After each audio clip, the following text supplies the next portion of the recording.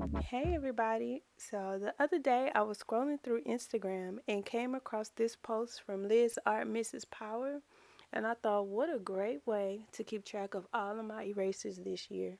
So I decided to make my very own eraser parking lot. Keep watching to see how I made mine. Shout out to Liz Art Mrs. Power for the idea and who she got it from, Art with Mrs. B.